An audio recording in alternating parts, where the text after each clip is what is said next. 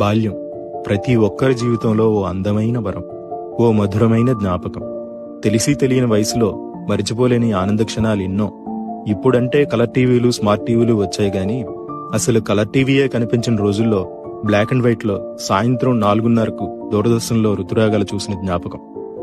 శుక్రవారం వచ్చే చిత్రలహరి కోసం వారమంతా ఎదురు చూసిన జ్ఞాపకం.